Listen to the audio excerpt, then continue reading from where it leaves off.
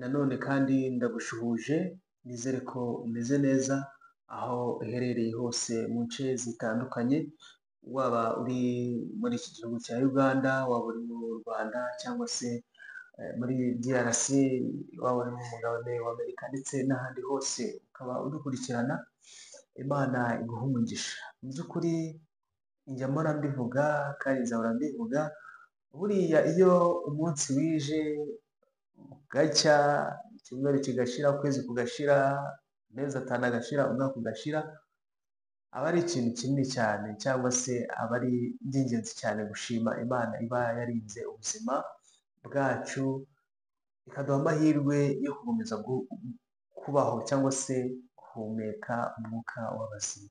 Ni ukuri Imana ishimwe cyane. Hari abantu benshi baba bifuza amahirwe byibuze yo kubaho iminota 5 ntibikunde, bakabyifuza byibuze umunsi, ese umunsi wakwira byibuze ndi guhumeka bitewe n'ibihe baba barimo cyangwa se situwasiyo bahagazemo uwo mwanya, bakumva yuko byibuze no kumara umunota umwe ari ikintu gikomeye cyane cyangwa se ari ingenzi cyane. Niyo mpamvu burya nuzajya ubona uhumeka bigakunda, ukabona ugize icyo ukora biremeye, ntabwo ari imbaraga zawe, ahubwo jya utekereza nyir'ububasha hanyuma ugire icyo ukora, by'umwihariko unayishime yuko iyo yakoze byose kugira ngo ukomeze kugira ubuzima bwiza. Mu by'ukuri nkomeje gushimira mwese mukomeje kuba hafi mu buryo bumwe cyangwa se ubundi, muri ab'ingenzi cyane. Nawe nimba aribwo bwa mbere ugeze aha ngaha kuri iyi channel, rwose nakubwira yuko ugomba gukora share, hanyuma ukanakora subscribe kugira ngo ibiganiro byacu cyangwa se n'ibyigisho byacu bijye bikugeraho ku gihe. Mu by'ukuri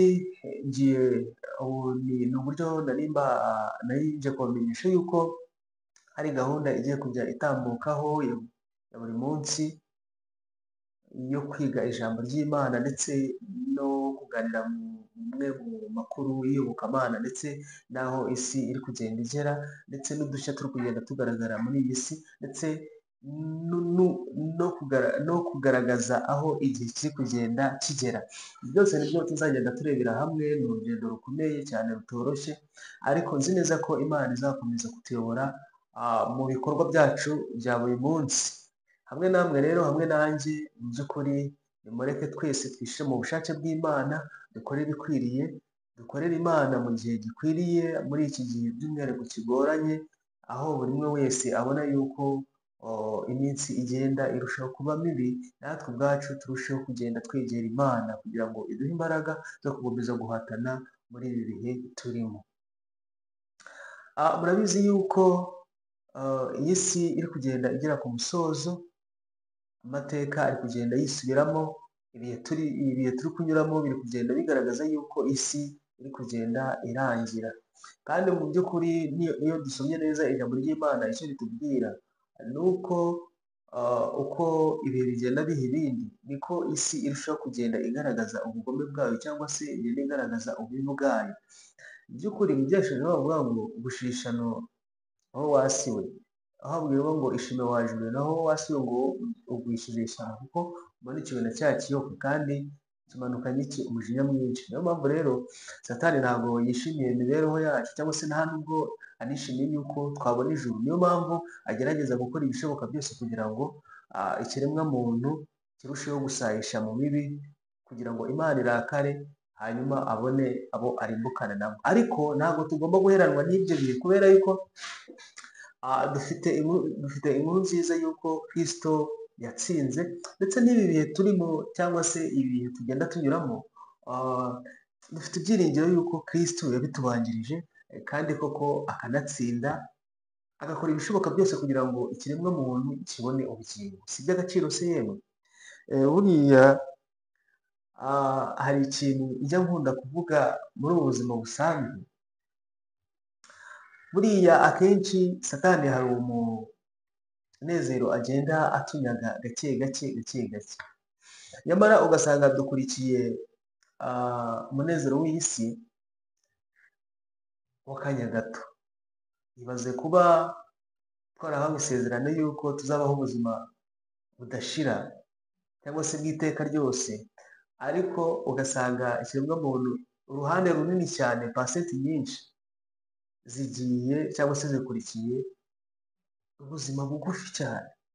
Rimwe na rimwe hari n'ibyo umuntu agenda yitegereza akibaza, ese kweri abantu turatekereza cyangwa turi kwibaza iby'ibihe turimo? Ugasanga rimwe na rimwe ni ibintu biri kugenda bigira gute, bituyobera. Ariko nzi neza yuko muri ibi bihe cyangwa se muri uru rugendo tugiye gutangira, tuzagenda dusobanukirwa n'uburyo tugomba kugenda twegera Imana uko bwije n'uko bukeye, ndetse tukabigira intego yacu ya buri munsi kugira ngo uko umunsi uzajya utaha undi ukaza, tuzagende turushaho kubona ubwiza bw'Imana ndetse n'akamaro ko kumenya Imana. Nzi neza yuko hano tuzahamenyera byinshi, tuzahungukira byinshi, kandi nzi neza ko abazadukurikira bazafata umwanzuro udasanzwe. Siko bimeze. So hari isomo rero nifuje yuko turi busome, ntabwo nava aha ngaha tutarebye muri Bibiliya kugira ngo byibuze turebe ese Bibiliya ni iki ihora itubwira muri ibi bihe turimo, cyane ko tugeze mu bihe bibi, tugeze mu bihe bibi cyane. Iyo witegereje cyangwa se ugakubitira mu mboni y'ibi bihe turimo, usanga abantu benshi cyane bababaye bitewe n'ubuzima bagenda banyuramo cyangwa se n'ibihe bishaririye bigenda bigira gute bibageraho. Nk'urugero, iyo mvuga wenda ubuzima bushaririye, ntabwo mvuga ku badafite ubushobozi cyangwa se amafaranga, ahubwo mvuga wenda muri rusange, sibyo se? Aho ureba ko indwara cyangwa se ibyorezo bikomeje kugenda bifata indi ntera, indwara zitateganyijwe cyangwa se n'impfu ziri aho ngaho zitunguranye. Ibyo byose ni bimwe mu biza biri kugenda bigaragaza cyangwa se ni ibihe abantu ubwabo bari kugenda bagira gute,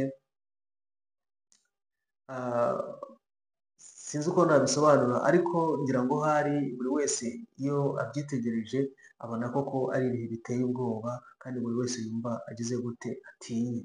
So reka rero turebe Bibiliya.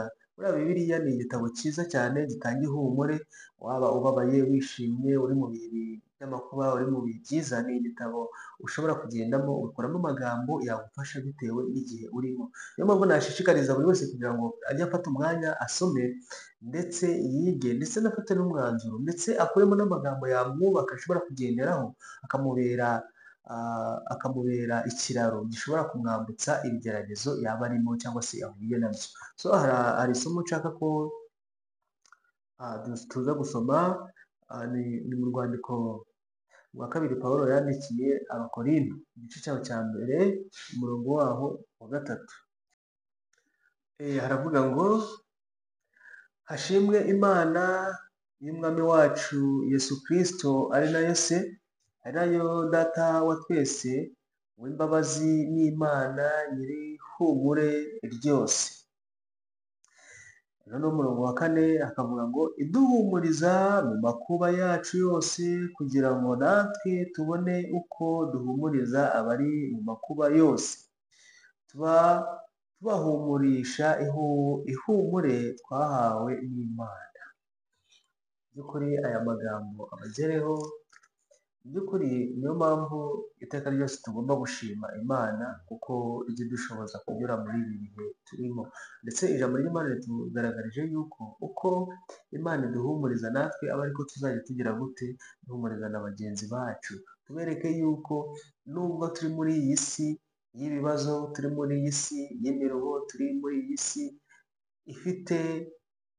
ifite ubugome bwinshi, ko dufite Imana, dufite Kristo wadupfiriye, watubambiwe, ndetse wagiye kudutegurira ibyicaro byacu bidashira mu ijuru.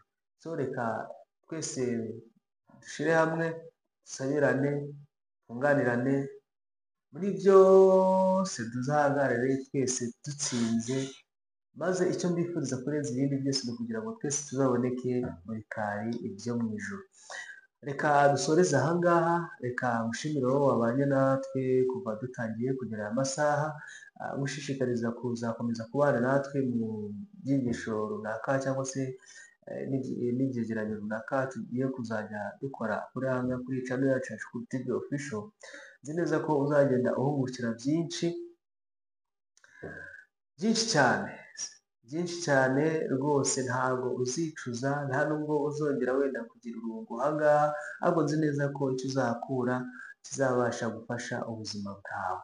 Waba ufite igitekerezo cyangwa se inyunganizi cyangwa se icyo ari cyo cyose watubwira, wandike muri komenti cyangwa se utwandikire kuri iyo nimero turi gushyiraho aho ngaho kuri sikirini, ubundi ahandi Imana ikomeze kuduhana umugisha, ibyiza nibyo nkomeje kubifuriza, kandi mukomeze guhirwa n'Imana. Imana reka ibishoboze gukora ibikwiriye, ibyo mbasabira nanjye mbisabira mu izina rya Yesu.